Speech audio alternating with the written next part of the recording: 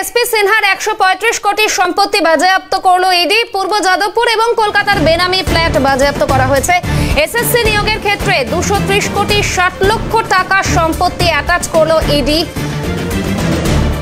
পূর্ব যাদবপুর এবং কলকাতার বেনামি ফ্ল্যাটে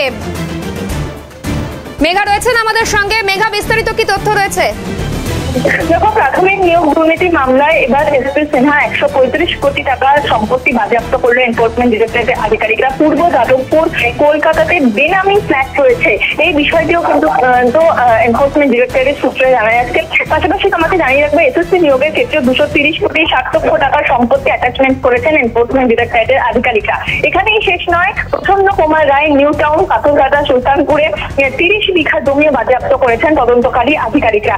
এছাড়াও তোমাকে জানিয়ে রাখবো, কাপাস হাটিতে এসপি সিনহার কিন্তু একটি জমি রয়েছে, সেই জমিও ইতিমধ্যেই বাজেয়াপ্ত করেছেন তদন্তকারী আধিকারিকরা। অর্থাৎ শিক্ষক নিয়োগ দুর্নীতি মামলাতে যথেষ্ট তৎপর এনফোর্সমেন্ট ডিরেক্টরেটের আধিকারিকরা। এবং আমরা জানি, এসপি সিনহাকে গ্রেফতার করার পর তাকে জিজ্ঞাসাবাদ করা হয়েছে এবং এনফোর্সমেন্ট ডিরেক্টরেটের জোন 2 তরফ থেকে আমরা দেখেছিলাম শিক্ষক নিয়োগ দুর্নীতি মামলায় একাধিক জায়গায় ম্যারাথন তল্লাশি করেছিলেন তারা, সেখান থেকে বেশ কয়েকটি নথিও বাজেয়াপ্ত করা হয়েছে। তারপরেই কিন্তু যে একাধিক সম্পত্তি, সেই সম্পত্তি সিজ করেছেন বা বাজেয়াপ্ত করেছেন তদন্তকারী আধিকারিকরা।